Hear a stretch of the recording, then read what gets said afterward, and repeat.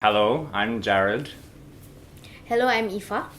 And I'm Rose. and we recently had an interview. The purpose of this video is as an opportunity for us to kind of have a second attempt at answering our questions properly, I guess in the way that we hoped we answered on the night. Yeah.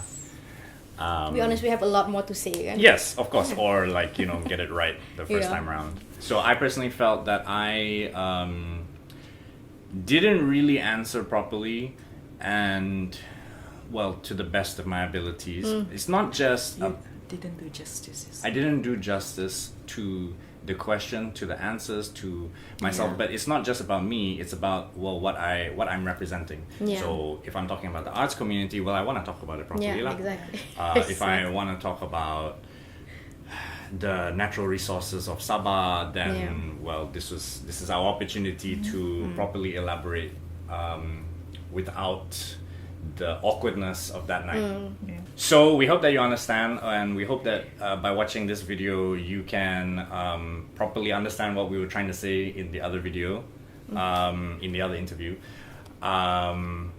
and that's it. So okay. We just have a lot of things to share. So Yeah. even this, I don't think can fit everything that I wanted to say. Yeah, of so- course. yeah. This specific interview that we are kind of recapping on, I guess I labeled myself as a visual storyteller, whatever that means, as well as a community art facilitator, which basically means I help to Put together. Yes, I help to put together art activities, help to facilitate opportunities for local artists. Whether that means I'm an organizer or I help to sokong in whatever way I can. The word facilitator is just this broader term lah. Of course, I wear many hats, but for the purpose of this interview, that is what I'm going with. Yeah. And you? Me. Did you say your name just now? Oh, Jared. I'm Jared. I'm Iffah, and I'm an illustrator, calligrapher, and also mural artist. And I'm also co-founder of Passion 8 Creative Space, where we encourage micro businesses to improve not only locally but also globally. And of course, we are also joined by Sarah behind the camera, who's going to help prompt us with the questions. Okay, Dr. Rose, maybe we start with you. Can you introduce yourself? Okay. My name is Dr. Rose Patsy Tibok. I'm actually with University Malaysia Sabah, and I am somebody who is passionate about the preservation of the culture and traditions of the indigenous communities in Sabah. I'm on the FINAS board of directors. Can you tell us a little bit about what you think is unique about Sabah in terms of masyarakat, bahasa, and interactions? Sabah is actually a state that has probably at last count about 60 plus indigenous communities. Okay, but so that is what we call Kepelbagaian. But at the same time, in spite of this big numbers of different communities, we can still come together. Okay, in the spirit of Kepelbagaian, we can still sit down at the same table. We can still talk about common things. We can still communicate with each other, and probably why we are able to get along so well or relatively well compared to other places is that we have a very high degree of tolerance towards each other. And so this tolerance doesn't come overnight. It's something that is nurtured in us. And the more I think about it, the more I feel that it is because we are so exposed to this Kepelbagaian in our everyday lives that we become so used to it that we become accepting, and we don't blink an eye when we see something that is different from what we ourselves do. in terms of acceptance versus tolerance, what do you think the difference is, in your opinion, in those two word choices? For me, it is interchangeable, because acceptance is you accept that they are different from you, right? You don't try to change it. Okay, when I'm speaking, if you notice, our BM is such a unique kind of BM in Sabah, but everybody understands it because they are very accepting of whatever inclusions there are. We could be using Bajau terminology in our language, but we know, we understand it, and we use it. Okay. That is acceptance. Tolerance is, they are different, okay, and you don't you don't become patronizing, or you don't look down on them. You say, oh, they are doing that. Ooh. We don't do that. We say, oh, they are doing that. Wow. So that is the tolerance there, and that is the acceptance. Okay. Right. So in terms of culture, what are the obvious steps you can take towards sustainability, or Right. in terms of clothes, language, names? I'm surprised myself that initiatives towards pelestarian budaya or tradisi is actually the core of it is actually coming from the young generation, and that is very heartening to see. If you look at around us now, the ones who are driving the revival for traditional motifs and trying to promote it for everyday use comes from a group of young people.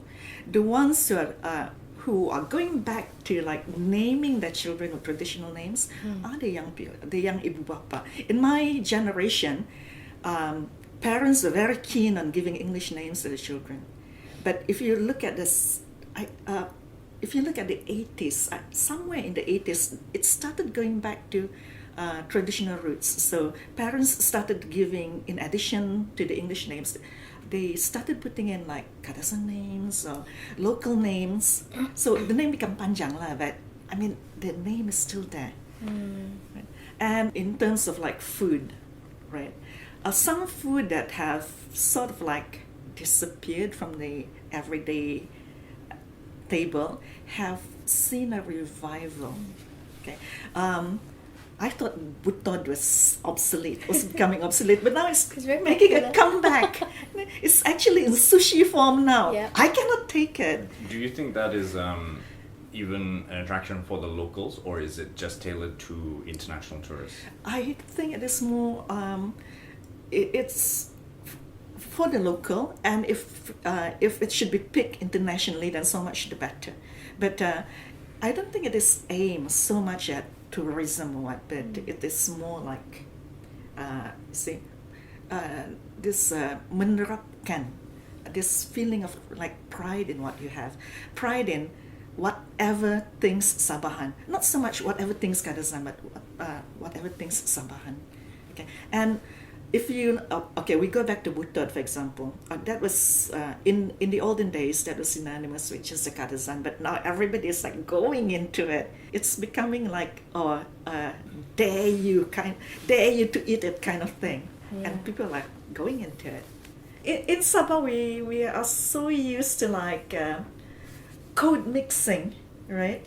So it's probably because we cannot really call any one language as our language. Like for me, I grew up with Kadazan, and then when I went to school, it was English. Eventually it was English, and then I went to I picked up BM. I remember when I was in Standard 1, that was the time they introduced. That was the first time I heard Negaraku. Okay. Anthem, and I was standing there and listening to it, and I couldn't make head or tail of it when it came to that line, Tanah Tumpahnya Darahku, and I was the 6-year-old was thinking, Tanah Tumpah Darahku. Yeah, it's a bit violent, isn't it? How? I couldn't understand the literal meaning of how do you pour blood? But anyway, coming back to, I'm digressing. Anyway, it's good. It's Malaysia Day. Yes. So, but you see, we are so used to code mixing. Okay, not so much code switching. We don't code switch. We mix. Okay. In one sentence. It's Yeah. not. it's not BM or English or Kadazan all the way. They'll be like, apa ba yang kau makan yang sa ano to yang this morning? Yeah. So it's Yeah. like Yeah. there's English, there's BM, there's Kadazan, there's like universal terms that we use there. Kupi pa kita tomorrow, okay? Boleh kan? Okay, so like that. So so maybe if you at some point, okay, we'll be speaking English, and then we'll be switching. We'll be mixing it with BM. So to me, that's very Sabahan. Yeah. Okay, we don't have so many hang-ups about we must speak BM. Yeah. Or BM for Semenanjung style BM. Yes. Yeah. Yeah. And it used to be that we must speak in BM KL saya. But now the young people don't care. They will like just consciously Yep. use Sabah Malay. Yeah. So, aku ba boleh Very makan ako. proud. Okay. Very proud of it. And have no qualms about Yeah. using it. Kan?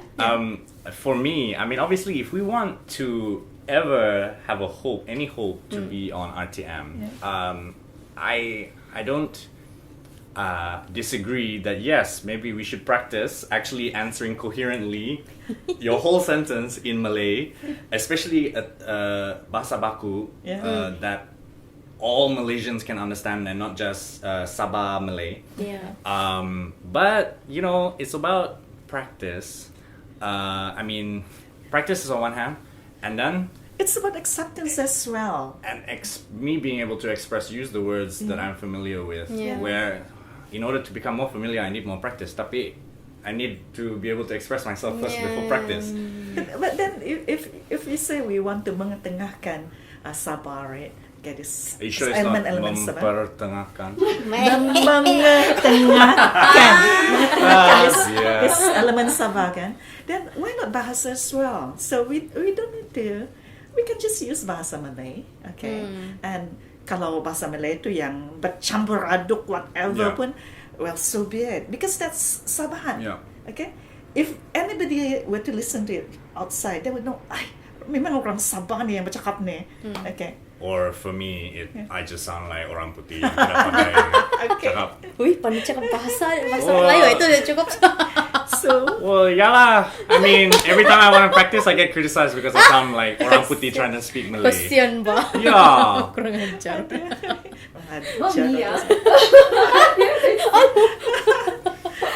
And yes, it does take me a few extra moments to find the words in my head. It's not that I'm zoning out. I'm looking for the words.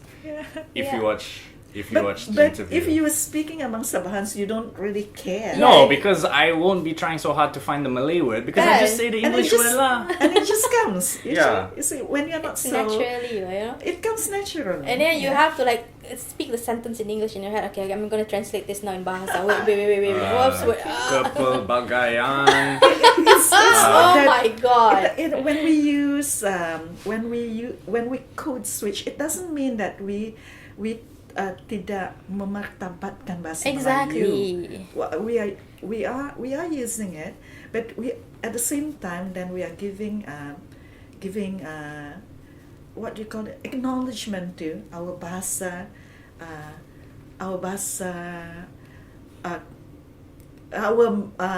daily Malay. Yeah. Okay. Yeah. Yeah, because that's what we use Kan. every day. Exactly. Okay. Setiap hari pun kita cakap macam tu juga. Kita tidak ubah-ubah kan. Ya, Okay. betul. So, Exactly. so we are actually being ourselves. Yeah, actually, like, this is how I talk also at home. One topic that you raised on the actual show was the corak. All right. Yeah. Okay. Can we go back to this revival of traditional costumes? In the olden days, okay, one would only like put this on for special occasions because number one, they were expensive and they were like heirlooms, right? So heirlooms you don't pakai to anywhere, right? Only for special munchlies. But what's been happening now is that some group of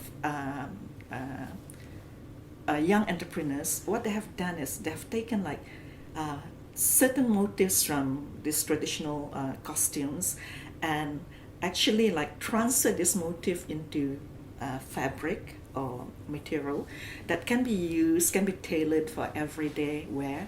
So more and more people are becoming aware of this.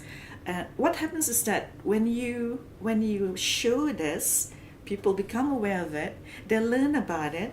They learn about the names of this motifs. For example, like linangkit or pinakol.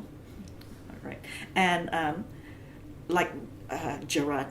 All right. Okay. Now, if I were to give him a baju, okay, with the linangkit motif, he wouldn't. I don't think he would reject it and say that no, that's not my suku kau. Not yet. Belum lagi kahwin. Okay. Or he wouldn't. Or if I give it to Iffah, she wouldn't reject it. She would just say, Like, "Oh, how ooh, nice! yeah. Yes, Yep. I'll wear it." Okay. If it was just a traditional costume, then maybe you would say, but that's not my that's not my suku. She would probably say, but because it's in contemporary form, okay, and it's in a wearable form, okay, then the penerimaan is better. Actually, now that you're talking about it, it makes me think of these discussions about misappropriation, appropriation, cultural appreciation. I don't think you can apply that to Sabah, because if you talk that, if you say that, or you are misappropriating something, then we are guilty. Sabahans are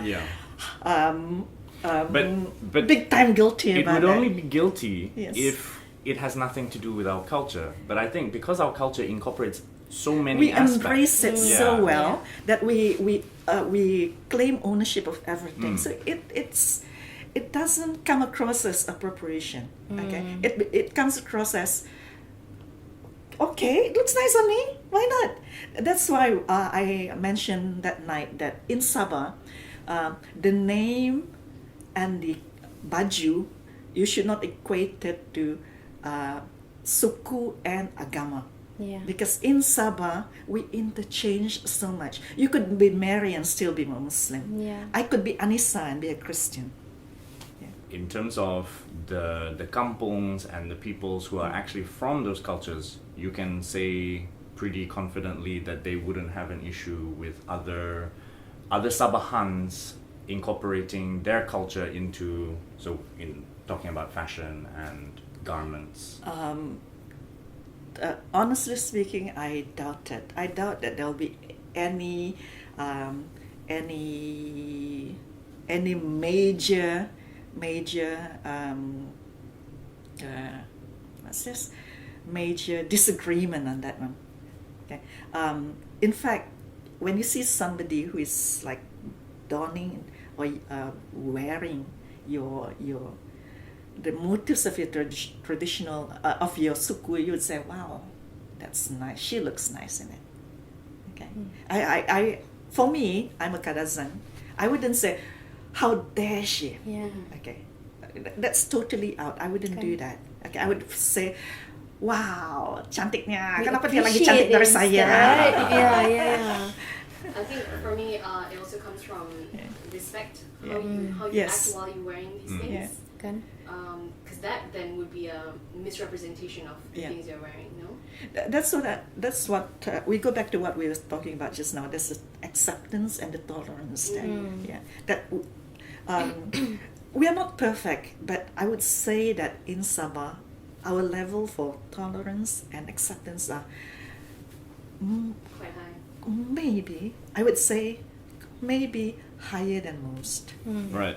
The only reason I asked about what Yes. you think about the difference between acceptance and tolerance is that for me, tolerance carries it can be interpreted to carry a negative connotation. Okay. Almost like it's still rejection, but I'm happy to let it be. Whereas I don't really think it's that way in Sabah. I think it's more the acceptance side.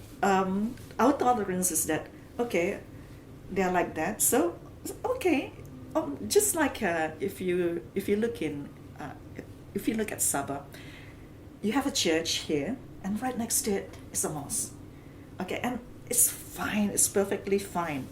I would say that's tolerance. Okay. Yeah, I would call that acceptance. Yeah. So I think it's just purely Yeah. how I. Acceptance and tolerance. Yeah. Okay. It's Yeah. purely interpretation of the word. Yeah. So I think we mean the same thing. Yep. Yeah. Incorporation of the motives into the fashion was the Cut off and then the cue for the video. Did you see the video at all No. in all of that? No, I knew there was a video, but I didn't see Did you watch it when RTM sent it to you? Yeah. Okay. I watch it. Would you like to? Maybe you can pull it out on your phone because I know you have it now. Oh yes, I do. Just so if I was to talk about you, I actually know So this video was the pillars, or just No, the Sabah. video that they put on when we were walking in and they were frantically moving the chairs and everything. Okay. Yeah.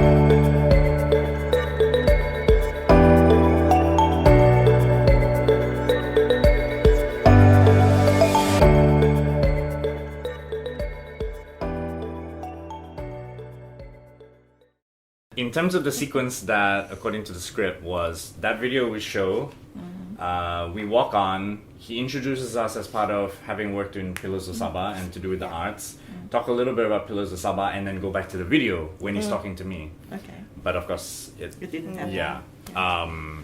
So, I'll start with the video, so we can yeah. get the video thing out of the way. Okay. So, for some reason, they were attached. They liked the idea that I was involved in film, Okay. and for me, it was. I say it's weird because I haven't really done anything of note in the last couple of years because I've become more known for the arts, or at least facilitating the arts. Organizing. Yeah. Yeah. So, you know, obviously Pillars of Sabah, and then most recently Masked at SICC. But I said to them, you know what, if you really want, if filmmaking and digital art is high on your agenda, then I'll do something for for your segment, and then we can show it, and then we can talk about it lah, because it's all related to Budaya Kita. But of course I had to rely on pre-existing footage that I had, and I had like 24 hours to do it. So I thought, obviously on one hand trying to cover up the fact that I didn't have footage, and then on the other hand I wanted it to relate back to the notion of Tanah dan Air, which to me is at the heart of all of our culture, our livelihood, our what we do. So that's why the video kind of starts with water, and then it ends up with the water feeding the paddy fields. Okay. And then obviously because paddy fields and the rice harvest feeds a lot of Sabah culture and tradition and celebration and festivities. And then some traditional attire, and then finish, of course, with Mam Kinabalu, sunrise. This segment is in conjunction with Malaysia Day, and obviously it's also the time of the Sabah elections. So I thought, what better way to end than a sunrise rather than a sunset Okay. over Mam Kinabalu. Well, not that the sun sets over Mam Kinabalu, but yeah, sunrise over Mam Kinabalu. So yeah lah, that was that video. Turns out the font that I use is like exactly the same font as their Prihatin, Malaysia Prihatin Oh, wow. Really? video. So I was like, oh, okay, cool. Do you want the Okay. question? Right, so now how does he start? How does he start? So he introduces you as Anak muda. visual storyteller. Oh yeah. Yeah. And using film as a way to. I'm gonna repeat it. I don't know. Yeah. I mean, I can't remember what I wrote, so Mengetengahkan atau menyuarakan isu-isu dan permasalahan keindahan kebudayaan dan keperimanusiaan negara dan masyarakat. To promote issues. Seperti Yeah. video tadi. Yeah. okay, So yeah, the question technically, is, yeah, okay. as an ecologist, apakah ciri-ciri sebuah video atau dokumentari yang secara Oh, efektif? terus to go, he Yeah, went to that? That is the question. Oh, Oh, yeah. wow. So, yes, I taught at university Okay. as an ecologist, basically more of a, what I taught was not specializing, not like this is a microscope, Okay. let's look through a microscope. It was more like the broad geography, Okay. social sciences, political science. Well, no, not political science. Socio. Human geography, Human geography. and physical geography, Okay. and obviously how they're related and how they're different, etc., etc. lah. So when I first came back a couple of years ago, which explains a lot of the footage that I have, I was Okay. working on a documentary relating to water Okay. in Sabah, and number one, it as a natural resource and how it's so abundant, but then on the flip side, how some people in Sabah do not have access to Okay. clean water, drinking water, and obviously everything in between, because of a certain court case that I thought would be good to include in the documentary. Which one? The ones with the money in the The Jabatan Air one lah. the yeah. one with the money in the crevices of the popular. wall. Yes, yeah. And so I was trying to follow that, and I thought I should include it, but I needed to rework and everything, and then yeah lah, Okay. because it suddenly became political. Yeah. I thought, how Yeah. am I gonna piece this together without being thrown in jail or whatever? So, and waiting for the outcome of the case, which I think it either was resolved quietly or something. I need to go back to it lah. I think it's ongoing. Yes. But- so anything you say or put now, it will be what's the term they use? Sub judice. Yeah. What? What's the term in the istilah? The sub Saya pun tidak tahu. judice or something. Oh, right. I Yeah. That's a legal term. Yeah. Yeah, affecting the court case. Yeah, you yes. shouldn't comment on the case because Exactly. yeah, yeah. So that's why this documentary has been put on hold for so long, and that's Okay. why I don't want to call myself a filmmaker. So instead, I go with pencerita visual. Okay. Visual Yeah. storyteller. Yeah. Okay. Yeah. If that means anything.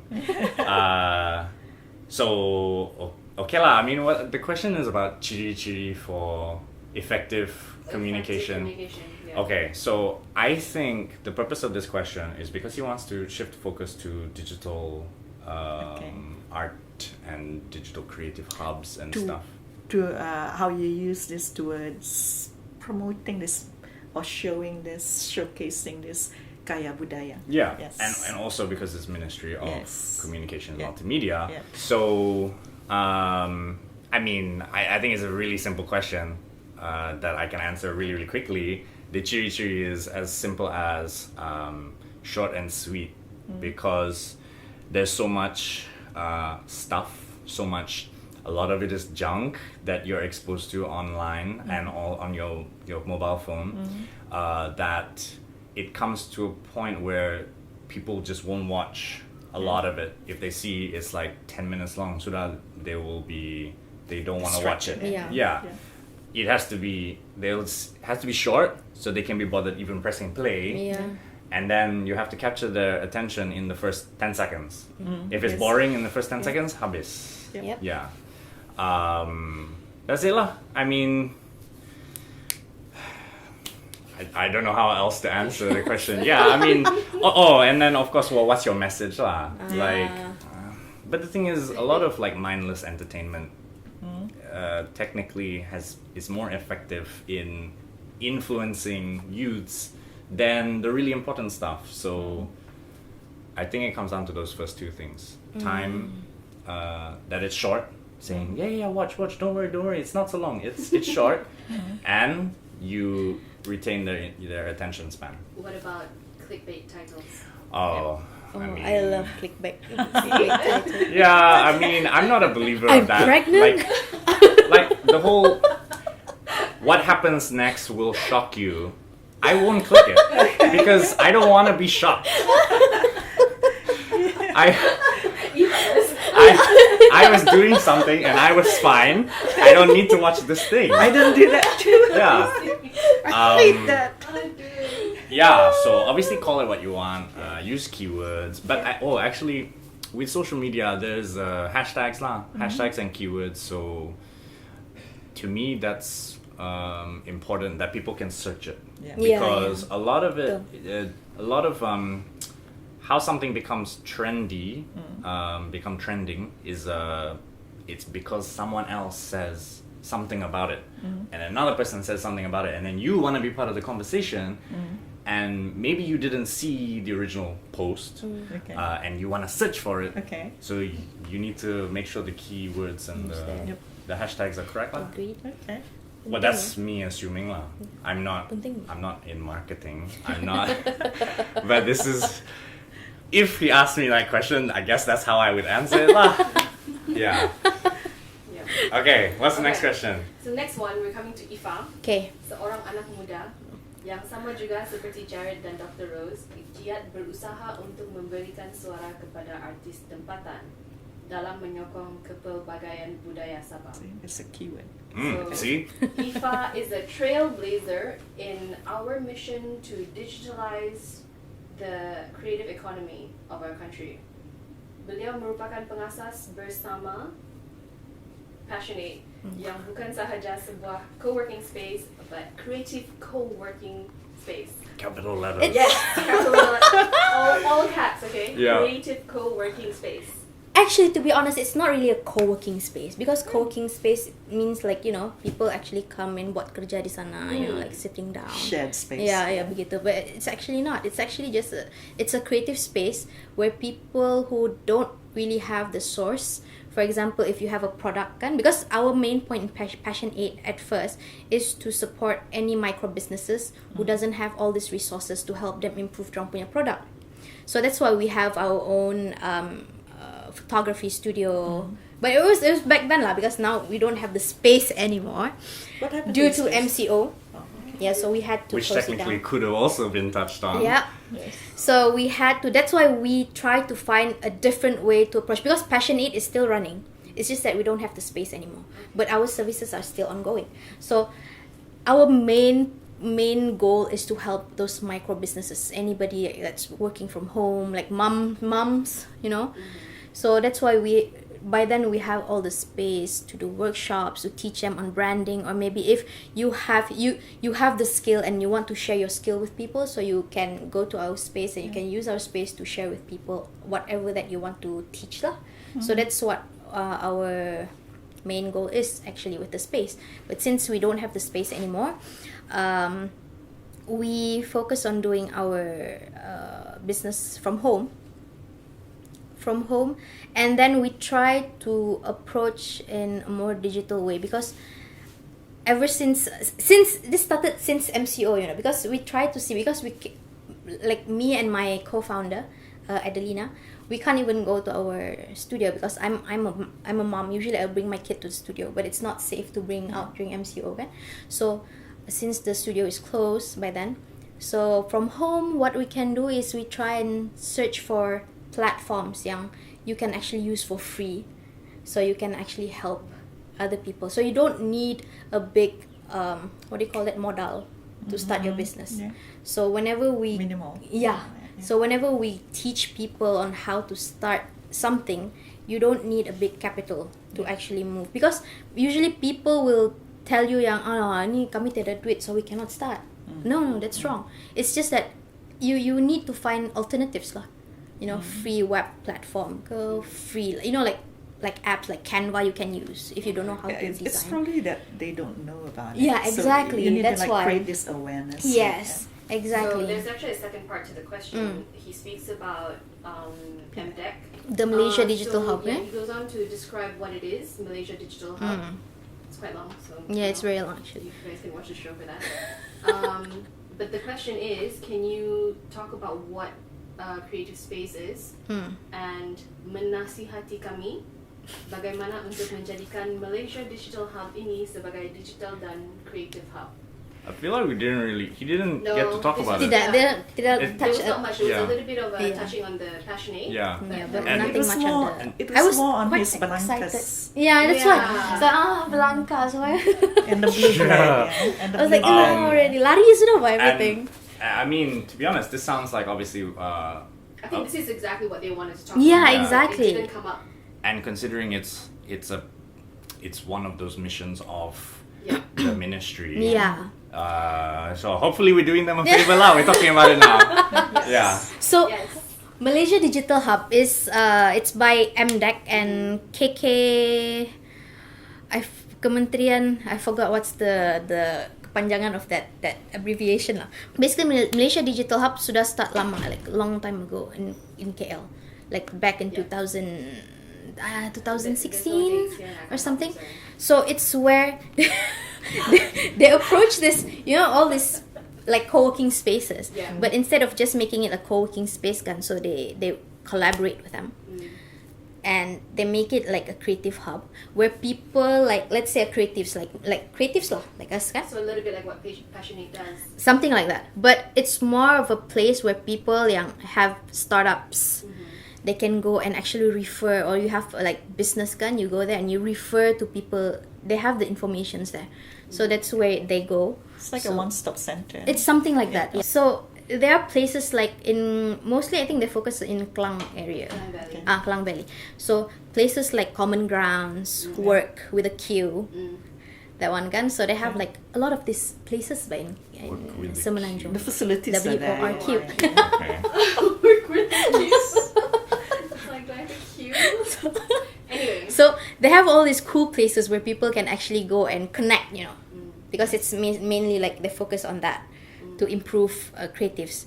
And not only that, Malaysia Digital Hub also like gave, I think, mostly priority to those like from outside, like Australia or international people who want to start up their business to actually come to Malaysia and do their work here, and they can find the creatives from Malaysia itself to work with them begitu. Because it's a nice place to, apparently Malaysia is a good place for, we have a lot of culture, we have a lot of things, so it's a good place for them to work their brains. Something like that. So we don't actually have that in Sabah for now, but Well, apparently last month he wanted to plus 13 more than including in Kuching and in KK. KK kan.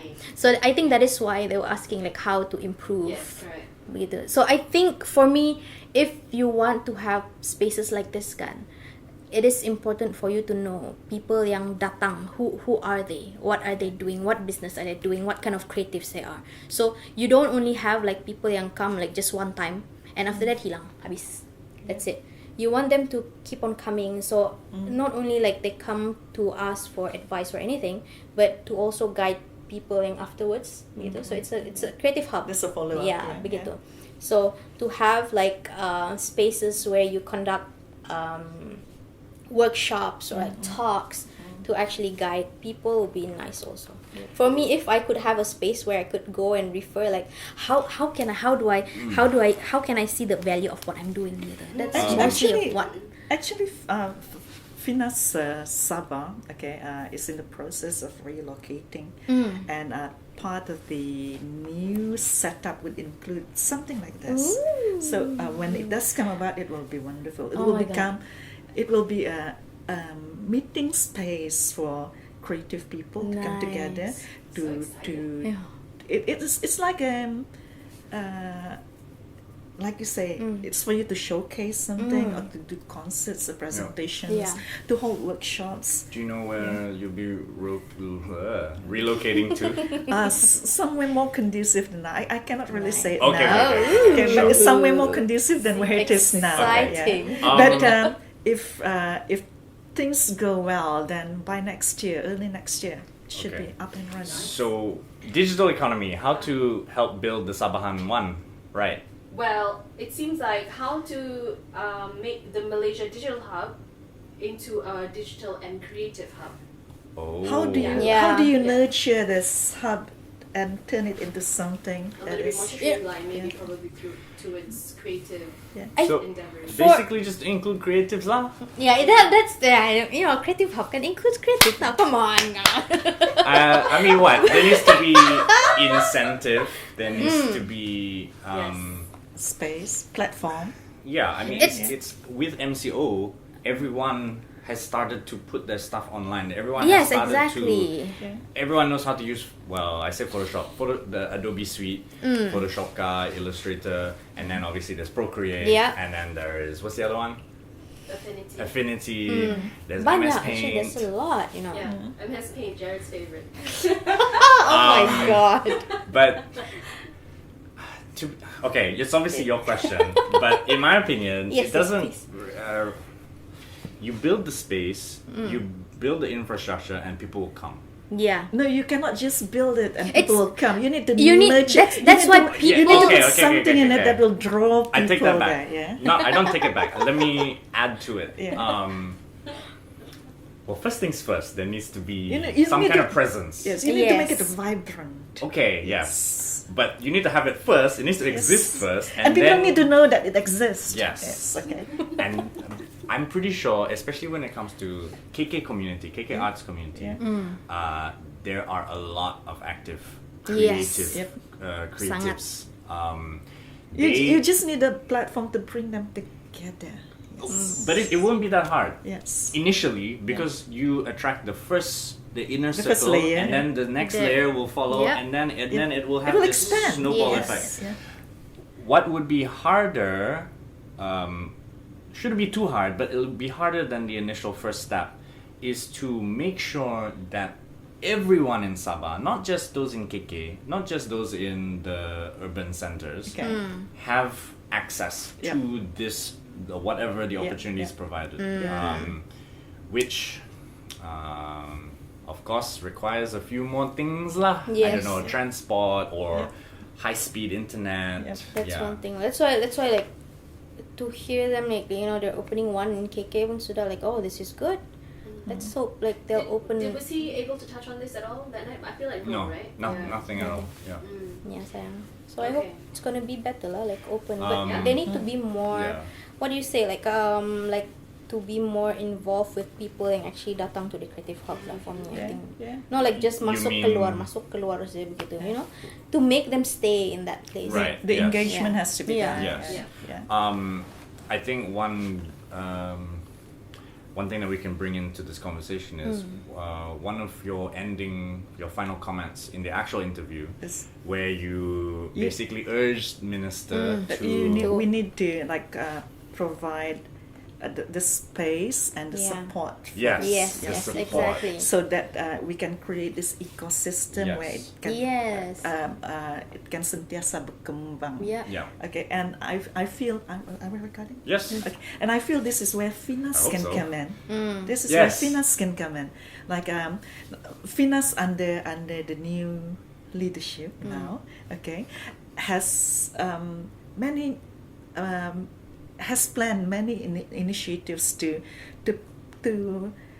put in effect and not only support but to continuously engage with the creative community with the intention of finally creating this vibrant ecosystem where all different parts of the creative industry can feed on each other and work in symbiosis to create this positive creative community in Sabah. Yeah. Yes. Begitu. And recently, I heard that there is a new Sabah officer for Finas? Towards this end, Finas has actually appointed a permanent officer in Sabah to oversee the creative industry in Sabah, okay, and to help manage it. And at the same time, Finas will also relocate to a new space where there will be more opportunities to nurture this creative. There'll be more opportunities for engagement with the creative industry and to nurture the development of this of our young people in the industry in many aspects.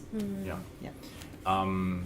And obviously, I hope I'm asking a rhetorical question, Okay. but is it important that Sabah actually has its own special emphasis, as well as Sarawak, obviously, Okay. In a non-KL centric approach? Yes, definitely. Because we go back to what this interview is all about, Kepelbagaian. Sabah has a lot of things to offer.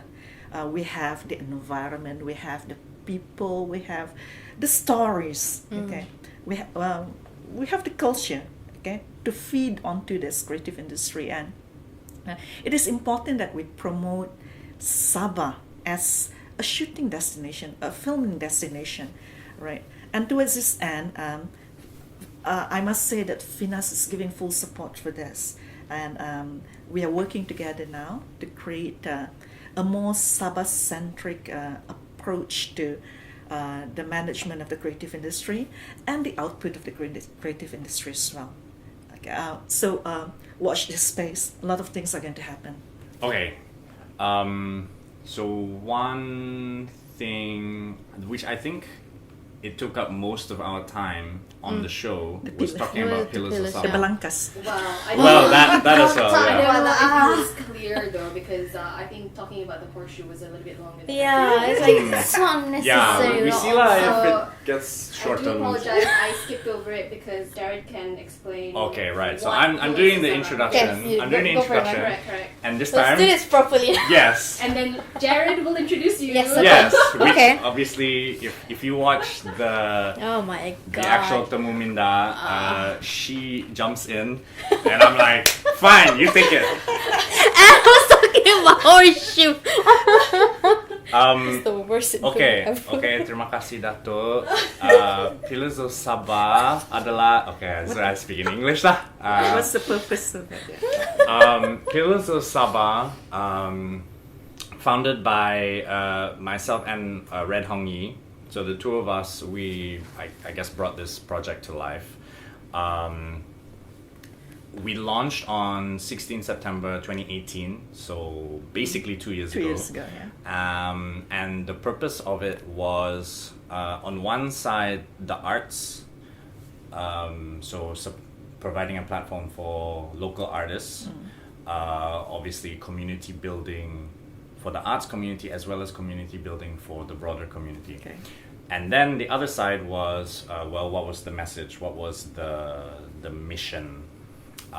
So it being Malaysia Day, we wanted to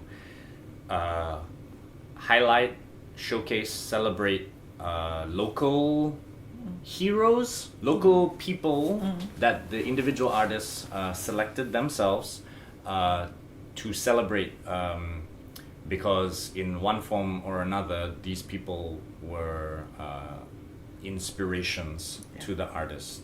Now that obviously the point of that was to celebrate yourselves, celebrate the KK communities.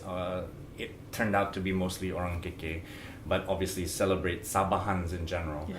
Not to go against celebrating Malaysian, yourself being a Malaysian, but to add to it. Yeah. Because I don't think that one cancels the other out. Because part of being Malaysian is being Sabahan. Yeah. If you Yeah. are Sabahan, obviously. You can still be Malaysian by being Sabahan. and of course, there's plenty of opportunity to celebrate yourself being Malaysian. So this was just one opportunity to add to it from a Sabahan angle. For example, there's two sides of the pillar for the first edition. One was the person that you were celebrating, and the other side was yourself. It was a self-portrait, which of course you are also celebrating. So it was the kind of like looking outward and looking inward. Okay. So celebrating Sabahan lah and celebrating Malaysian. So that's what that was about. And then the second one was launched 2019 March in conjunction with Earth Hour. So we partnered with WWF Malaysia, and Iffah Yes. was one of the artists involved. This is where you can come in. Oh my god. Yeah, so actually I wanted to join the first Pillars of Sabah. Did you? Oh, yeah. Yeah. Okay. But wow, the application closed like so fast. Yeah. Like it was- damn, I couldn't because make we it. did You it need to all- apply for it. Well, not so much first apply, but like put your name in the hat. Yeah, lah. yeah. Say Okay. that you're interested. Yeah. Okay. And then like by the because time we I also wanted- didn't know how many people were going Yeah, to Next be time, let me Exactly. know, yeah? Yes. So like by the time I wanted to join kan penuh sudah. Okay. And the second one actually I didn't really keep up with it until my friend Shelly, like she mentioned, Iffah, I recommended your name for Pillars of Sabah 2.0. So shout out to that's Shelly. right. Yeah, Yeah. Shelly, thank you. And then yeah, I was actually I was quite, how to say, macam berbelah bagi juga want to join or not, because I was busy with the this program with Ministry of Youth and Sports, where I go to rural areas and teach people about branding and stuff kan. So I was thinking, should I join or not? But it was I say I have to give myself a pat lah, because I decided to join anyways. Because it's a That's good okay. opportunity, okay? Please. It's a good opportunity to be joining this Pillars of Sabah, because one thing is you have like different artists yang not really like, you know, like very out there, you know, not the Unknown. popular one, the unknowns. Yeah. Yes. To actually join, so Yeah. I actually see like new faces Yeah. in Yeah. Pillars. So that is a very good opportunity for them also, and it's great to hear actually kind of like people who are new in this mural. There's actually a first timer who did mural also. Like this is my first time doing mural in Pillars, and afterwards kan they get like job opportunities in doing murals. So that's Yeah. very nice to hear. So it's actually good. What do you call this? A movement? It's Okay. So it definitely, murals were already popular. Were Yeah. already, well, I don't know about popular, but they were a thing. Yep. Yeah. I think what Pillars of Sabah did kind of brought it to the mainstream. Yes. Yeah. Which has its pros, it has its cons. It became trendy. And it put Yeah. faces to the artists. Yes. The first one. The pillars. I mean, you got to know that actually there were many people who were doing that. Oh yes, Yeah, actually, yeah. Definitely. So since what Pillars of Sabah achieved, caused, among the many things that it did, was it made it trendy, and it suddenly created a market for mural artwork. Yeah. Now, it's obviously not the same style as standard street art, Okay. because Yeah. standard street art it's usually not commissioned lah. Usually street art Yeah. is the artist is Street expressing art, yeah. themselves. It's Yeah. purely Street art. personal, sometimes there's a political message, but Yeah. with murals, which is kind of borrowing or trying to imitate street art, it's usually a commission, Yeah. Yeah. and usually it's for branding, it's for marketing, it's for Betul. it's just basically a billboard lah. Yeah. A artsy billboard, and so because of that, a lot of artists who were involved in Pillars of Sabah were contacted to Yeah. do murals, even if it was literally their first time and they weren't really mural artists. Yeah. Why not give it a go? Okay. Movement. Yeah. Yes. Obviously, it depends on what the future is. For Pillars of Sabah, it's not necessarily meant to be a permanent long-term thing, as a kind of courtesy to the arts community as a whole, especially if it's going to be respectful to the street art community, Okay. which is what it imitates. Yeah.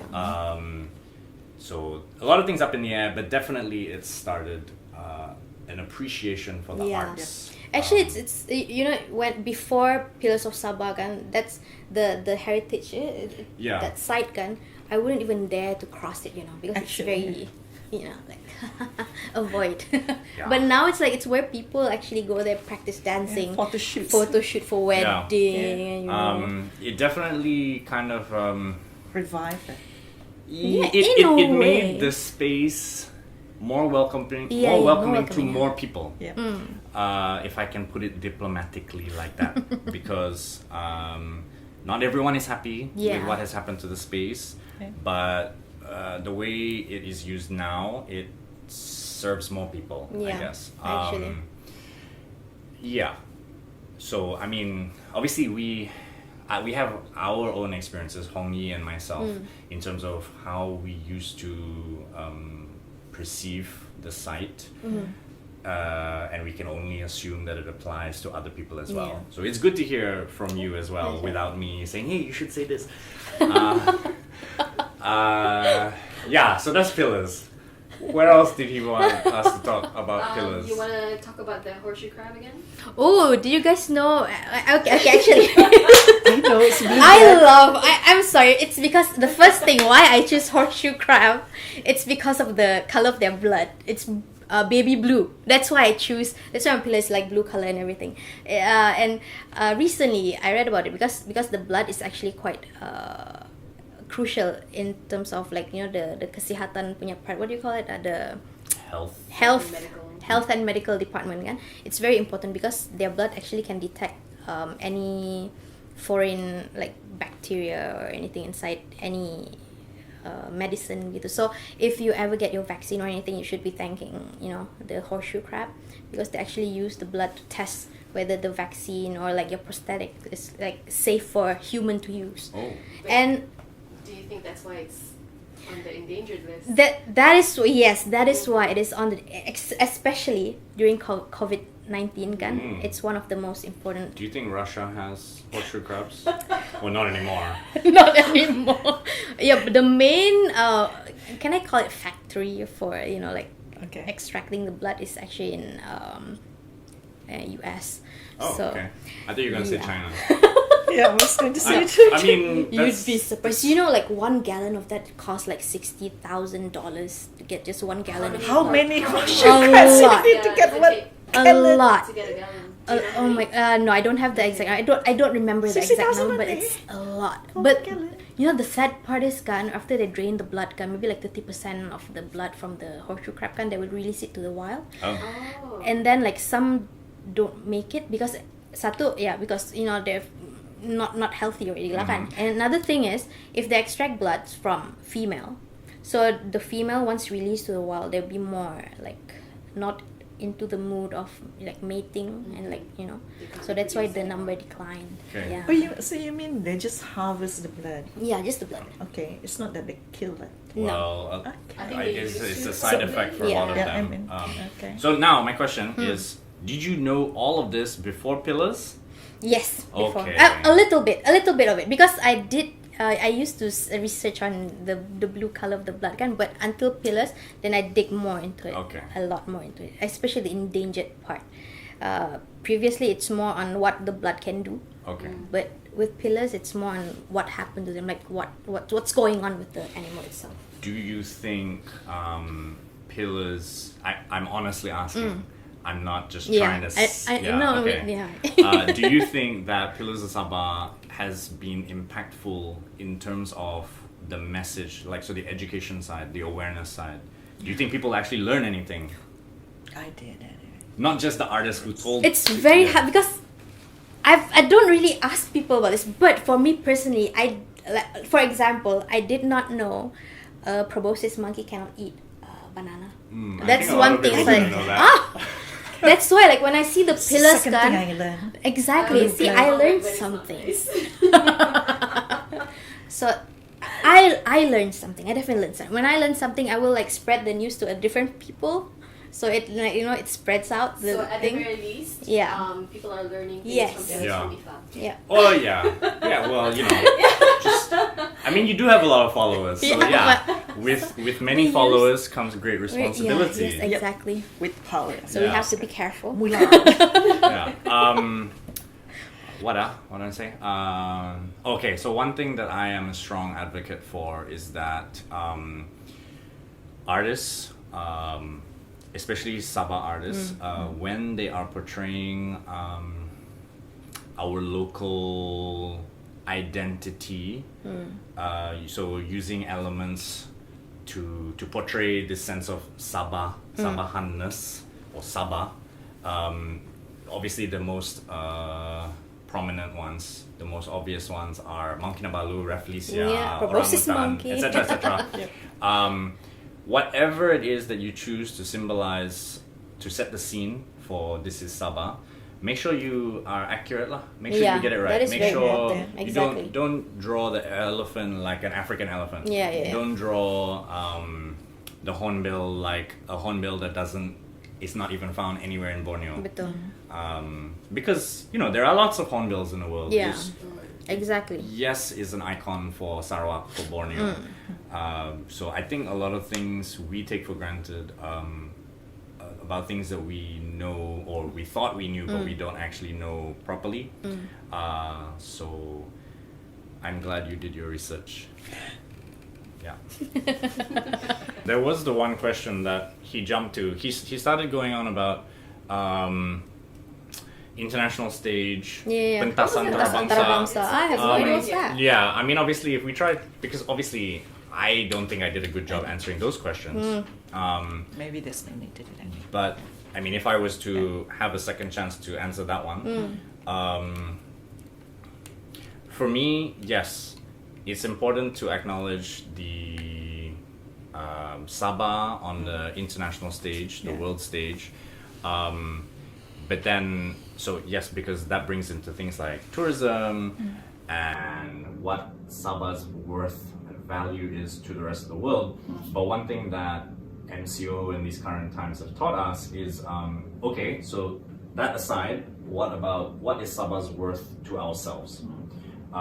So I think if we talk about digital hub or the arts or the creative industries, it's also important to think about the local market. Yeah. Betul. Especially when it comes to development opportunities and because that of course feeds into what our worth, our value is in the world, on the world stage, which obviously I didn't really answer that way. That is where Finas can come in. Yes, Support exactly. us to provide support in terms of facilities and funding to help create this ecosystem. Yeah. And of course the other digital. Exactly. Bodies. During my because we went to different like Sandakan, Ranau, Tawau, and everywhere else, kan, to teach about those like micro business how to improve their punya products and the way they market themselves. It's very interesting to see how they are so eager to learn, but it's just that they don't.